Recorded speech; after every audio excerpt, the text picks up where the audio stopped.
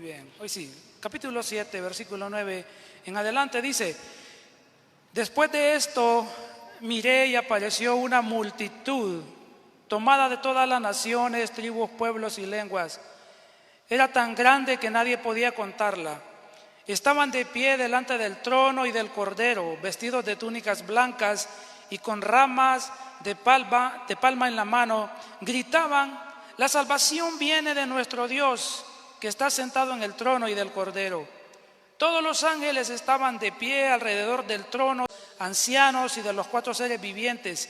Se postraron rostro en tierra delante del trono y adoraron a Dios diciendo: amén. La alabanza, la gloria, la sabiduría, la acción de gracias, la honra y el poder y la fortaleza son de nuestro Dios por los siglos de los siglos. Amén.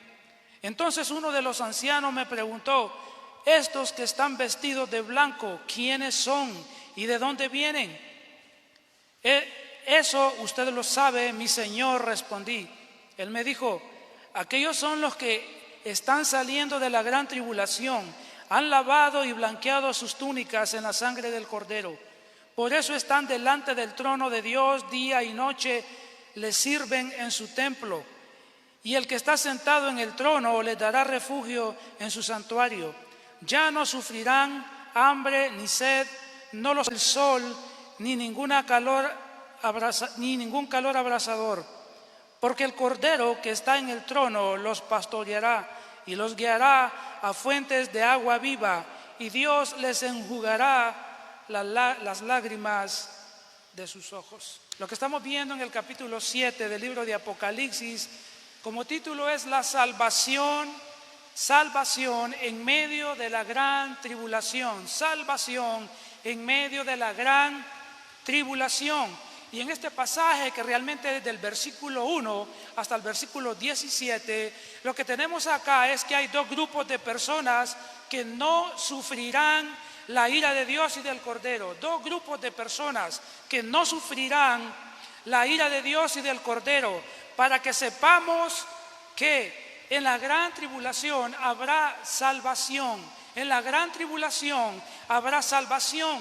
La semana pasada estuvimos viendo los versículos 1 al 8 y ahí en el 1 al 8 tenemos nosotros el primer grupo de personas que no sufrirá la gran tribulación, y tiene que ver con los 144,000 sellados de parte de Dios. Y vimos la semana pasada ahí, en el versículo 1, vimos la manifestación de los ángeles de Dios. 4 ángeles se manifiestan, se hacen presentes en el versículo 1. Luego en el versículo 2 vimos que hay una orden de sellar acá a los siervos de Dios.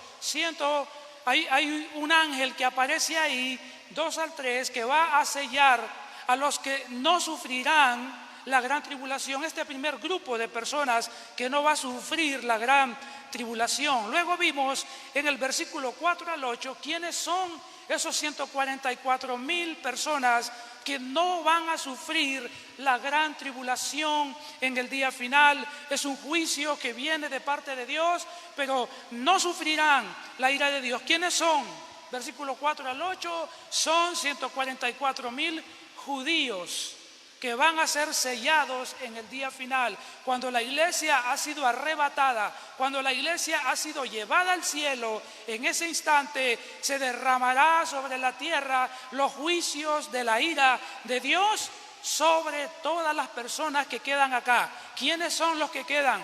Los que nunca se arrepintieron, los que no pusieron su fe en Cristo como Señor, como Salvador. Entonces a esas personas Dios va a castigarlas severamente. Pero en ese tiempo de gran tribulación, de sufrimiento mundial, no solo nacional, universal, habrá un grupo de personas que Dios va a sellarlas para que no sufran los juicios venideros. Y están en el 1 al 8, 144,000 judíos, literalmente judíos, de las 12 tribus de Israel. Pero esta mañana vamos a considerar el segundo grupo de personas que no van a sufrir los juicios de la ira de Dios en el día final. ¿Quiénes son?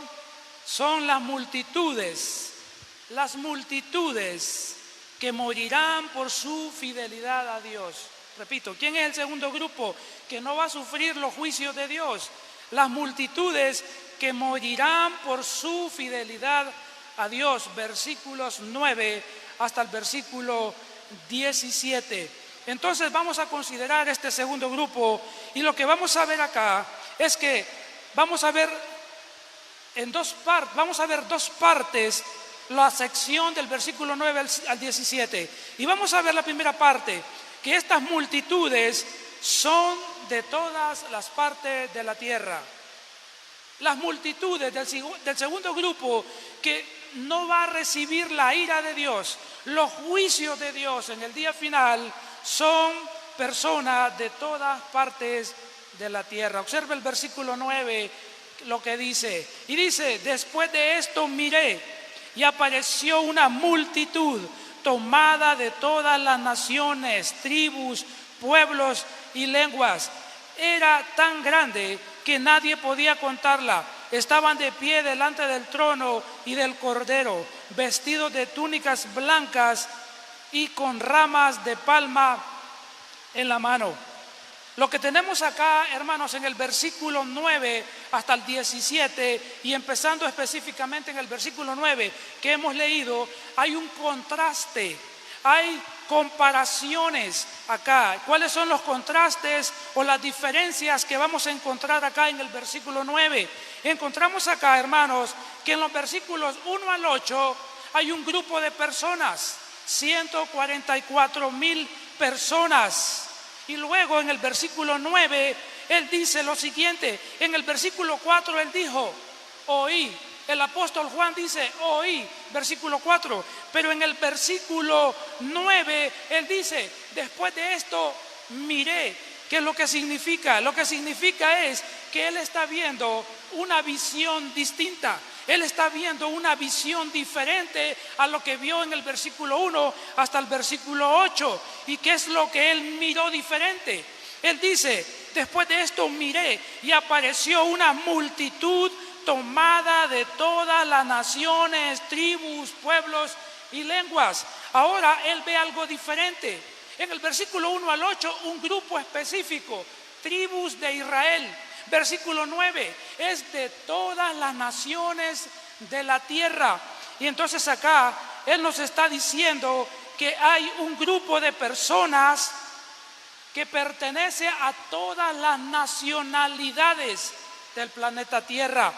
Y luego él dice, versículo 9, era tan grande esta multitud que nadie podía contarla. ¿Cuál es la diferencia con el versículo 1 al 8 del capítulo 7? La diferencia es que el grupo del versículo 1 al 8 se pueden contar 144,000 de las 12 tribus de Israel. Pero en el versículo 9 era tan grande la multitud que no se puede contar. Es un grupo tan numeroso que humanamente Juan, el apóstol que está viendo la visión, no sabe cuánta es esa cantidad. Solamente Dios conoce el número de esa multitud que se encuentra ahí.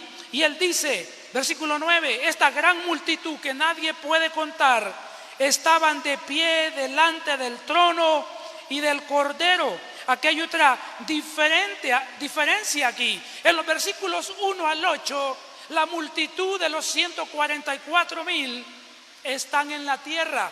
Son judíos que están en la tierra. Este segundo grupo están delante del trono de Dios y del Cordero. Están parados ahí al frente del trono de Dios, y es una multitud que no se puede contar. Pero él sigue diciendo, no solamente están allí, no solamente es una multitud, no solamente son de todas las naciones, no solamente no se pueden contar, no solamente están delante del trono.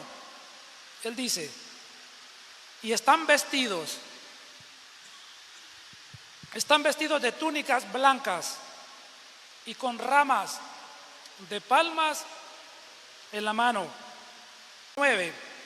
Cuando nos dice ahí que están vestidos de túnicas blancas, eso simboliza, esas túnicas blancas simbolizan la victoria, simbolizan la justicia de Cristo con la cual estas personas están revestidas. Y esas palmas que tienen en las manos, que representa, esas palmas son símbolos de celebración. Ellos están celebrando, ellos están victoriosos y gozosos delante de la presencia del Señor.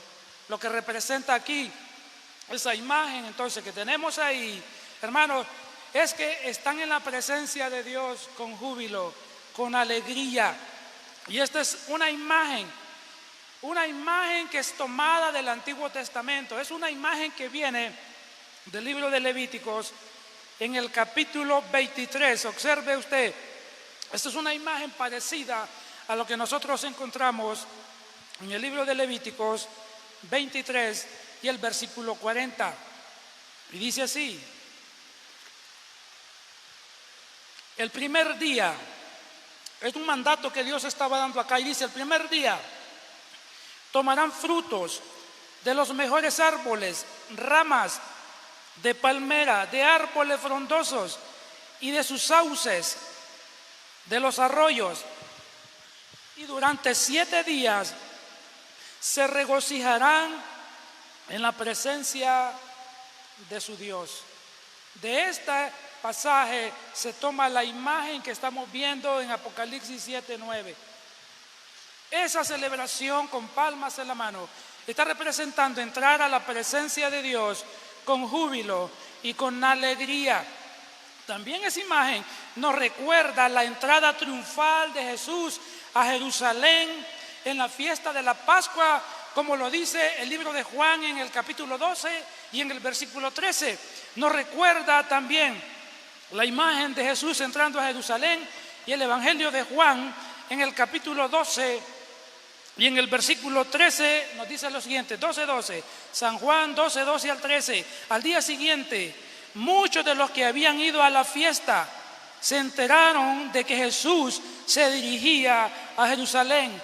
Tomaron ramas de palma y salieron a recibirlo, gritando a voz en cuello: Hosana, bendito el que viene en el nombre del Señor, bendito el Rey de Israel. Entonces, estas multitudes en el cielo, con palmas en la mano, están celebrando su entrada triunfal a la presencia de Dios. Y luego entonces tenemos que se nos dice en el versículo 10, dice así: esta multitud gritaban a gran voz. ¿Y qué gritaban? La salvación viene de nuestro Dios que está sentado en el trono y del Cordero. Las multitudes en el cielo gritaban a gran voz. ¿Qué significa que están gritando realmente acá? Lo que significa es que están dando testimonio. Es un clamor continuo de alabanza por la salvación de sus almas. Es un canto lo que están haciendo realmente cuando dice que gritan a gran voz en el cielo delante del Señor. Es un clamor de alabanza continuo, permanente, porque han sido salvados y están en la presencia del Señor. Y ellos dicen: la salvación viene de nuestro Dios que está sentado en el trono y del Cordero. Estas personas en el cielo reconocen que la salvación que tienen, que la salvación que están celebrando, que la salvación que ellos están disfrutando proviene únicamente, exclusivamente de Dios. Pero no solamente de Dios, porque ellos dicen: viene de Dios que está sentado en el trono. Pero ellos también dicen: y del Cordero. La salvación de ellos. Entonces ellos acá reconocen que su salvación únicamente ha sido por la gracia y la misericordia de Dios, por la gracia y la misericordia de Cristo. De la misma manera nosotros, hermanos, nuestra salvación es exclusivamente por la gracia y la misericordia de nuestro Dios. Nosotros de la misma manera hemos sido salvados sin merecerlo. La Biblia dice, por gracia somos salvos, por medio de la fe, Efesios 2, 8 y 9, y no por obras para que nadie se gloríe. Al igual que estos ángeles, al igual que estas personas que están en el cielo, que dice Apocalipsis 7, 9, nosotros también debemos alabar, glorificar y exaltar a Dios, que ha tenido misericordia de cada uno de nosotros, que nos ha salvado, que de millones y millones y miles de millones de personas en la tierra, Dios puso la mirada en cada uno de ustedes, que Dios puso la mirada en mi persona sin merecerlo. Nuestra salvación también viene de Dios y debemos tributarle a Él toda la gloria, toda la honra y toda la alabanza, como lo están haciendo las multitudes acá en Apocalipsis 7, 9 y versículo 10. Y luego el versículo 11, observe lo que dice en su Biblia, dice, todos los ángeles estaban de pie alrededor del trono, de los ancianos, de los 4 seres vivientes, se postraron rostro en tierra delante del trono y adoraron a Dios. Lo que vemos acá en el versículo 11 es que la gran multitud que hemos visto en los versículos 9 y versículo 10 no están solos allí en el cielo.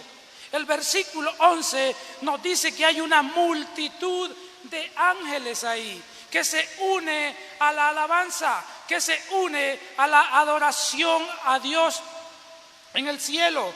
Y dice acá que ellos proclaman, pero hay otro grupo de personas acá. Vamos a ver qué es lo que proclaman las personas, estos ángeles, y ahora vamos a ver un segundo grupo aquí. Dice que hay un segundo grupo ahí, y dice también, estaban ahí los ancianos. ¿Quiénes son los ancianos que están ahí en el cielo? ¿Qué representa? Estos ancianos representan a la iglesia. Es un simbolismo de la iglesia que ha sido arrebatada y llevada al cielo y está siendo representada por estos ancianos que están ahí. Estos ancianos ya se mencionaron en los capítulos 4, ya se mencionaron que aparecen ahí también. Y acá aparecen nuevamente en este capítulo y dice que hay otro grupo de personas ahí. También están los 4 seres vivientes. 4 seres vivientes se unen también a la adoración. Estos 4 seres vivientes también se mencionan en el capítulo 4, versículo 6 al versículo 8. Ya fueron mencionados que están allí y adoran a Dios constantemente. Entonces, ¿qué tenemos acá? Luego dice versículo 11, se postraron en tierra delante del trono y adoraron a Dios. Versículo 11 en su parte final. Y lo que vemos aquí entonces es que tanto los ángeles, los ancianos, los 4 seres vivientes se postran delante de Dios. Y es la idea de que caen de rodillas cuando escuchan a la multitud decir, la salvación pertenece a nuestro Dios y al Cordero. Los ancianos, los ángeles, los 4 seres vivientes caen de rodillas delante del trono de Dios y lo adoran. Y aquí vemos una adoración corporal. Caen de rodillas delante del trono de Dios y lo exaltan. El versículo 12, ¿cómo lo adoran? Versículo 12, todos ellos, ancianos, ángeles y seres vivientes, dicen lo siguiente: amén. Versículo 12, amén. La alabanza, la gloria, la sabiduría, la acción de gracias, la honra, el poder y la fortaleza son de nuestro Dios por los siglos de los siglos. Amén. Y ellos acá entonces adoran al Señor de esta manera. Y la palabra amén, que se repite 2 veces en el versículo 12, significa que así sea. Los ángeles, los ancianos, los 4 seres vivientes que están acá están de acuerdo con la adoración que las multitudes han hecho delante del trono de Dios y del Cordero. Y ellos han adorado no solo corporalmente, caer de rodillas, han adorado verbalmente a nuestro Dios y a Jesucristo, que están ahí presentes en el cielo. Entonces acá en el versículo 12 vemos que ellos mencionan 7 palabras. Ellos mencionan 7 palabras de alabanzas dirigidas a nuestro Dios. Y esas mismas 7 palabras se encuentran en Apocalipsis capítulo 5 y en el versículo 12. Veamos ahí Apocalipsis 5:12, ¿qué dice? Y dice así, en el capítulo 5, es una adoración al Cordero, es una adoración a Cristo, y usa las mismas palabras, dice, cantaban con todas sus fuerzas. ¿Quiénes cantaban? Versículo 11, luego miré y oí la voz de muchos ángeles que estaban alrededor del trono, de los seres vivientes y de los ancianos, y el número de ellos era millares de millares, millones de millones. Versículo 12, cantaban con todas sus fuerzas. En el versículo 12 que vamos a leer, ¿a quién exaltan los ángeles? ¿A quién exaltan los ancianos? ¿A quién exaltan los seres vivientes? Observe el versículo 12. Digno es el Cordero que ha sido sacrificado de recibir el poder, la riqueza, la sabiduría, la fortaleza, la honra, la gloria y la alabanza. En el versículo de Apocalipsis 5, 11 y 12 están adorando a Jesucristo y usan las mismas palabras que estamos considerando en Apocalipsis 7:12. Y en Apocalipsis 7:12 la adoración es a Dios el Padre. Entonces nosotros vemos acá, lo que estamos viendo acá, que tanto el Padre Celestial como el Hijo son dignos de la misma gloria, honra, alabanza y poder. Las 2 personas que forman la Trinidad son exaltadas, glorificadas de la misma manera. Y entonces tenemos acá, hermanos, que debemos nosotros de la misma manera, como lo enseña la Escritura, adorar al Padre, adorar al Hijo y adorar al Espíritu Santo, porque son el mismo Dios en 3 personas. Dios Padre, Dios Hijo, Dios Espíritu Santo son el mismo Dios en 3 personas, dignos de la misma gloria, honra, alabanza y poder. De tal manera que cuando nos reunimos nosotros acá, los redimidos del Señor, los que hemos sido salvados por la gracia de Dios, debemos cantar con todas nuestras fuerzas, con gozo, con alegría, celebrando que nuestra salvación pertenece solamente a Dios y a Jesucristo. Nuestra salvación no es por obras que hayamos hecho, es por la gracia y la misericordia de Dios. No merecemos nada más que la condenación eterna, pero Dios le ha placido salvarnos. ¿Cuánto más no debemos nosotros gozarnos delante de Él? Si los ángeles que no han recibido de Dios salvación lo adoran y lo exaltan al ver la bondad de Dios con los seres humanos, ¿cuánto más nosotros mismos que sí hemos disfrutado y disfrutamos de la salvación que hemos recibido de Dios? Entonces nosotros tenemos acá que han sido adorados y exaltados tanto el Padre como el Hijo por la salvación que ellos otorgan gratuitamente al ser humano.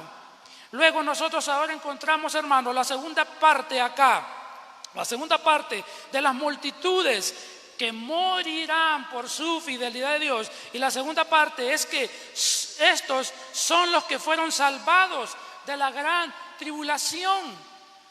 Versículos 13 al versículo 17. Y en el versículo 13, entonces nosotros encontramos que dice, estos,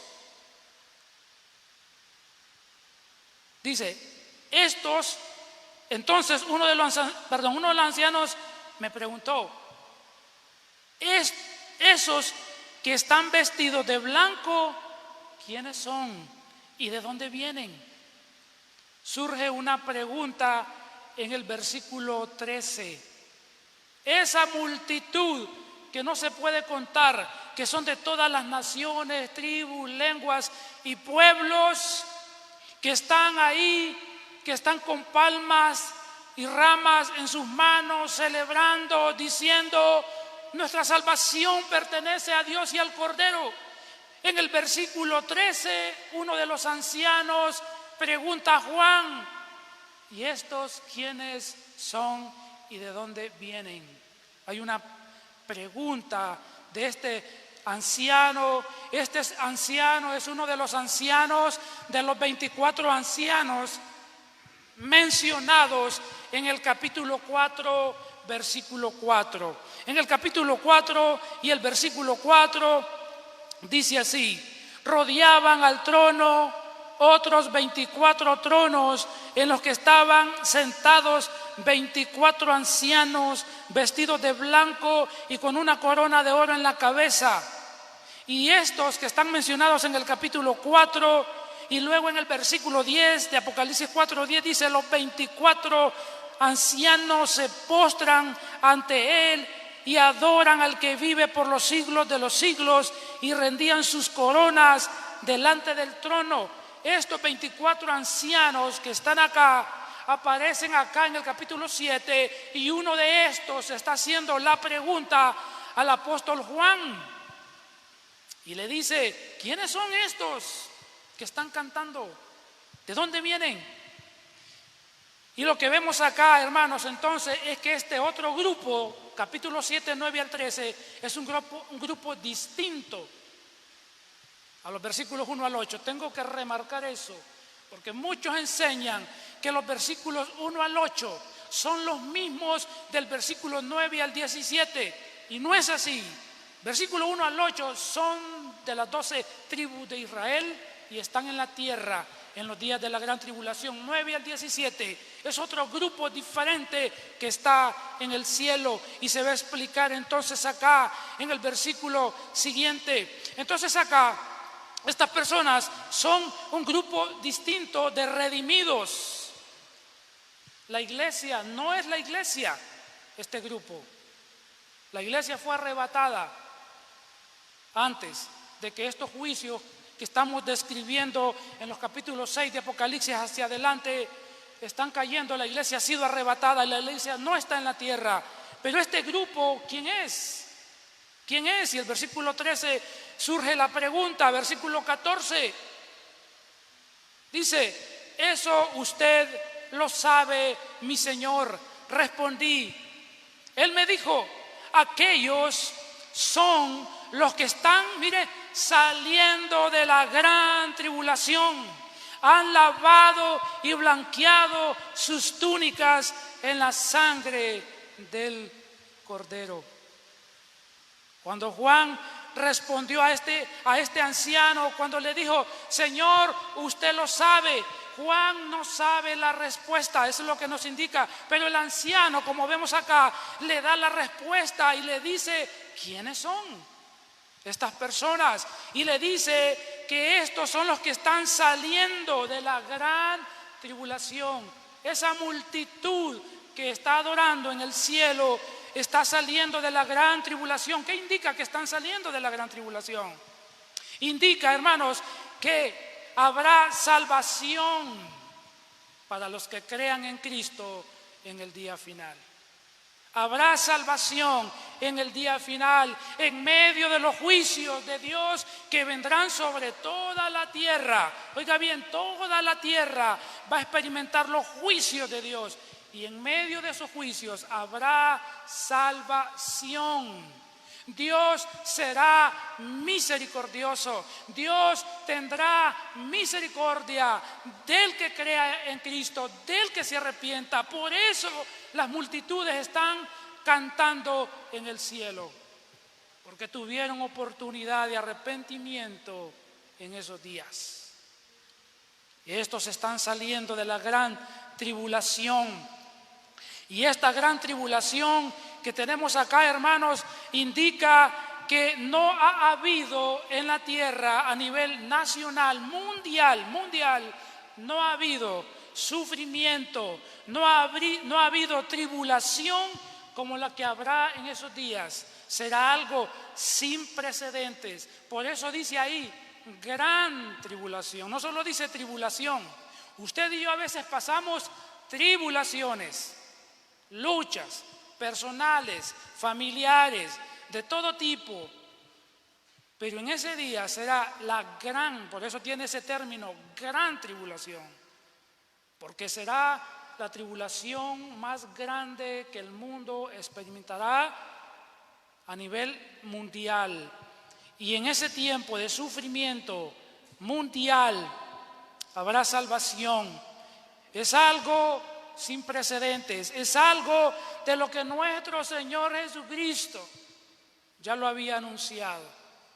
Mateo capítulo 24, el Señor ha hablado y ha dicho de esto que sucederá en el libro de Apocalipsis, y en el capítulo 24, versículo 20 y 21, dice así: oren para que su huida no sea en invierno ni en sábado.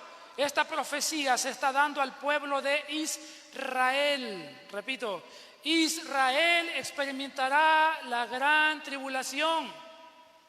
Los juicios de Dios en el día final tienen un propósito: la salvación del pueblo de Israel. La iglesia no está en la tierra para esos días. El Señor se la llevó. Pero Dios va a tratar ¿con quién? La nación de Israel. Cuando usted lea Mateo 24, no se está refiriendo a la iglesia, se está refiriendo a la nación de Israel. Y Dios va a salvar, por eso Apocalipsis 7, 1 al 8, van a haber muchos que se van a salvar en el día final. Pero Dios en el día final va a dar una oportunidad más a los que no son judíos también. Entonces Jesús, Mateo 24, 20 a 21, oren para que su huida no sea en invierno ni en sábado, porque habrá una gran tribulación como no ha habido desde el principio del mundo hasta ahora, ni la habrá jamás. 22, si no se acortaran esos días, nadie sobreviviría, pero por causa de los elegidos se acortarán. Entonces, tenemos nosotros, hermanos, que Jesús ya había descrito lo que estamos leyendo en Apocalipsis, capítulo 7 y desde el 6 en adelante. Los juicios del día final es algo futuro, es algo sin precedentes que sucederá inmediatamente después que la iglesia sea arrebatada y llevada al cielo. Y Apocalipsis 7:14 sigue diciendo, cuando el anciano dice, son los que están saliendo de la gran tribulación. Luego dice, han lavado y blanqueado sus túnicas en la sangre del Cordero.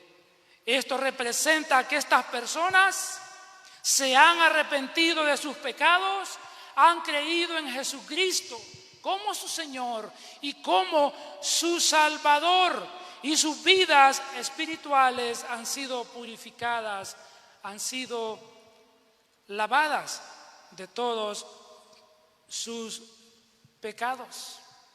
Y el versículo 15 entonces dice,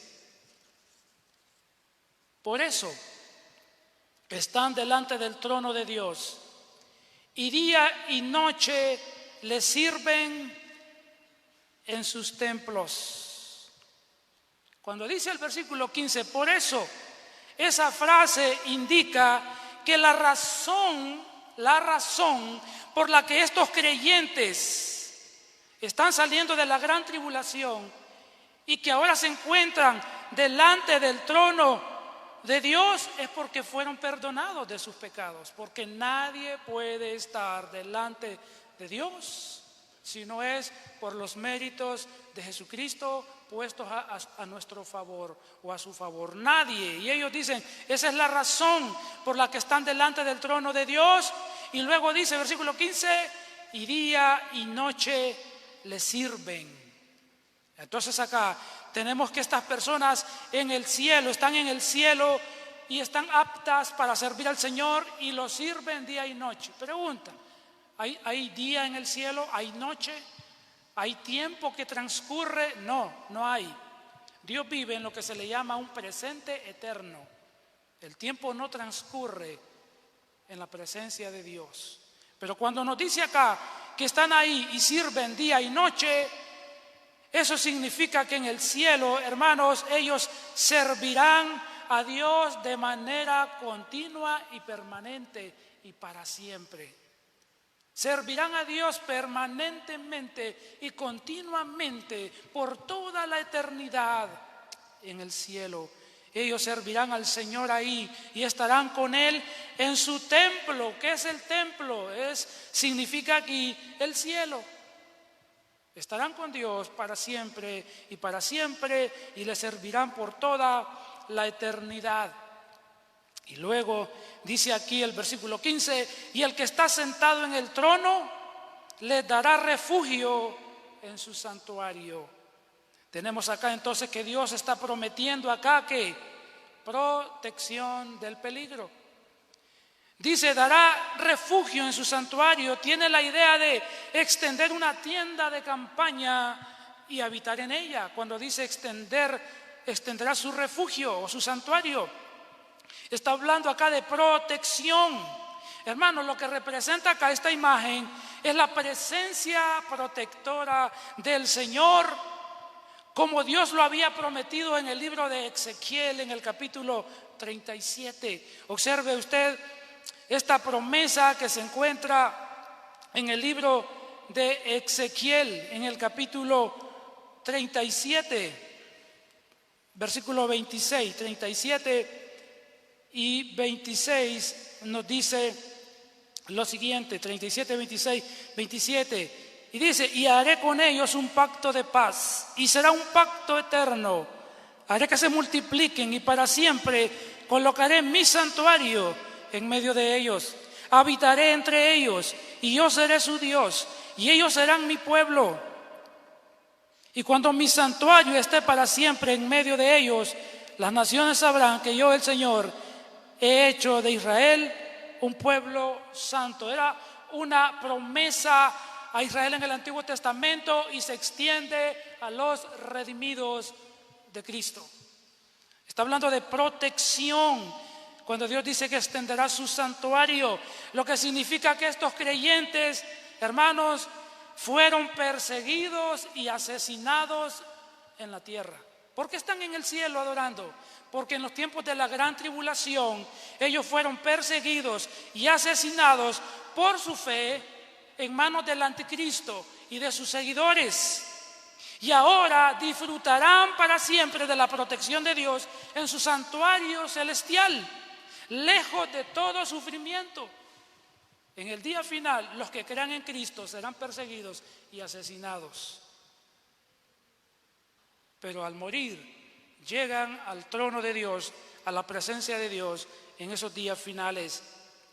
Luego dice el versículo 16, ya no sufrirán hambre ni sed, no los abatirá el sol ni ningún calor abrasador. Dios aquí está prometiendo provisión espiritual. Cuando dice ya no sufrirán de hambre ni sed, indica que en la tierra estos creyentes sufrieron por escasez, sufrieron de alimentos debido a la persecución por su fe. Estos redimidos entonces tendrán satisfacción eterna en Dios. Ya no tendrán hambre, ya no sufrirán por falta de alimento. Dios provee protección, pero también satisfacción del alma para siempre. Esto es algo que Jesús lo había prometido. En el Evangelio de Juan, en el capítulo 4, encontramos a Jesús haciendo estas promesas. Y miramos lo que dice el Evangelio de Juan, capítulo 4, y en el versículo 14. Dice así, dice la palabra del Señor. Está hablando Jesús con la samaritana acá. Y el versículo 13, si tomamos contexto, dice: todo aquel que beba de esta agua volverá a tener sed, respondió Jesús. Pero el que beba del agua que yo le daré no volverá a tener sed jamás, sino que dentro de él esa agua se convertirá en un manantial que brotará para vida eterna. Versículo 15, le dice la mujer samaritana a Jesús: Señor, dame de esa agua para que yo no vuelva a tener sed ni siga viniendo aquí a sacarla. Jesús promete a todos aquellos que crean en Él que nunca más volverán a tener sed. Su sed espiritual será totalmente satisfecha en Jesucristo. En el Evangelio de Juan, en el capítulo 6 y el verso 35, Juan 6, 35, Jesús dice lo siguiente: yo soy el pan de vida, declaró Jesús. El que a mí viene nunca pasará hambre, y el que en mí cree nunca volverá a tener sed. Y lo que Dios está prometiendo en Apocalipsis capítulo 7 y el versículo 16 es lo que Jesús ha prometido a todos aquellos que creen en Él con todo su corazón. Pero no solamente en el versículo 16 Dios promete provisión espiritual, satisfacción espiritual. Dios promete protección del sufrimiento. El versículo 16 dice: no los abatirá el sol, ni ningún calor abrasador. Indica, hermanos, que estos creyentes que están ahí, esa multitud que está en el cielo, sufrieron terriblemente en la tierra. Sufrieron. No tuvieron refugio, no tuvieron donde esconderse, huyendo de la persecución. Y el sol fue su peor enemigo. Pero todos esos sufrimientos se han terminado, porque Dios también promete que el sol ya no los abatirá jamás. Ellos disfrutarán ahora de un eterno descanso en la presencia del Señor. Y aunque estos son eventos para el día final, hermano, todo aquel que muere en Cristo hoy en día entra a la presencia del Señor a disfrutar de su provisión espiritual, a disfrutar de protección del sufrimiento. Todo aquel que pone su fe en Cristo y muere en Él, entra y goza de la presencia del Señor y estará con Él eternamente y para siempre.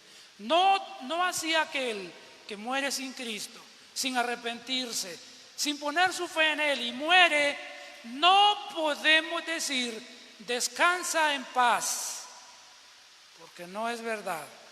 El que muere sin Cristo entra al sufrimiento eterno inmediatamente. Cuando cierra sus ojos acá, su alma aparece en el infierno. Pero el creyente es diferente. Muere y su alma aparece en la presencia de Dios, donde estará por toda la eternidad, gracias al sacrificio de Cristo aplicado a su vida. Y luego encontramos el versículo 17, Apocalipsis 7, 17. ¿Por qué todas estas promesas para los redimidos? Versículo 17. Porque el Cordero que está en el trono los pastoreará y los guiará a fuentes de agua viva. Y Dios les enjugará toda lágrima de sus ojos. Se terminó el sufrimiento, se terminó el dolor, se terminó la angustia para aquel que muere en Cristo Jesús. El versículo 17 entonces nos da la razón de todas las promesas que hemos considerado en el versículo precedente.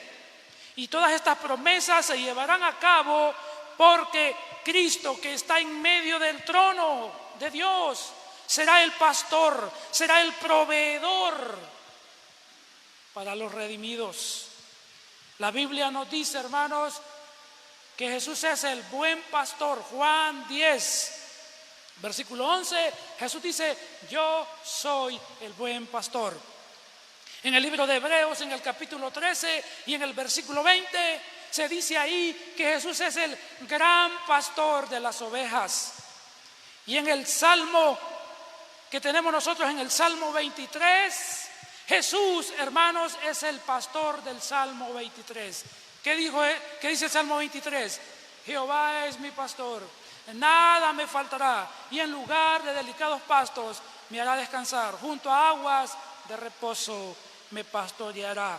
Jesús es el pastor de Apocalipsis capítulo 7, versículo 17. Jesús es el pastor del Salmo 23 y sus promesas en él están totalmente cumplidas. Y el versículo 17 termina diciendo, y Dios les enjugará toda lágrima de sus ojos.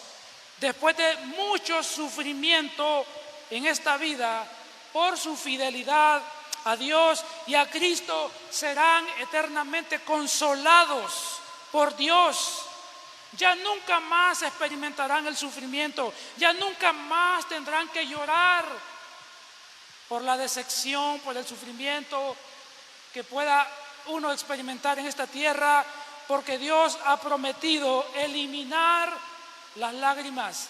Dios promete quitar todo lo que produzca sufrimiento a sus elegidos.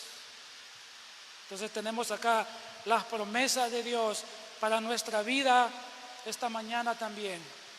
Podemos tomarlas para nosotros. Jesucristo nos ha dicho que en este mundo nosotros tendremos aflicción. Juan 16, 33. Pero Jesús también, hermanos, experimentó el sufrimiento. En el libro de Apocalipsis, en el capítulo 53, nos habla de que Jesús es desechado, rechazado, y se le llama en Isaías 53, versículo 3, varón de dolores, experimentado en quebranto.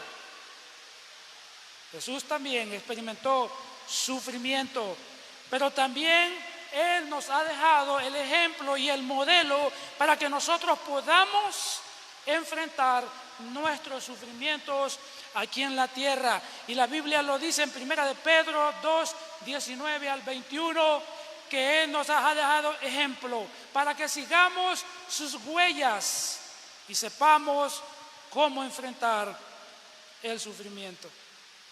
Así es que tenemos esperanza en Dios. Amén. Si usted ha conocido a Cristo como su Señor, como su Salvador, aquí en la tierra, Él promete fortalecerle, animarle, confortarle, consolarle en medio del sufrimiento, en medio del dolor. Podemos confiar en Él, ya sea que vivamos o ya sea que muramos. ¿Qué hemos visto esta mañana? Hemos visto que en Apocalipsis capítulo 7, verso 9 al 17, hay un segundo grupo de personas que no van a experimentar el sufrimiento de Dios, que no van a experimentar el sufrimiento de la ira de Dios en el día final, y son las multitudes que morirán por su fidelidad a Dios.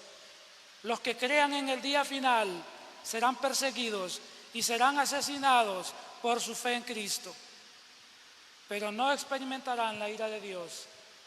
Esa la experimentarán sus perseguidores en ese día.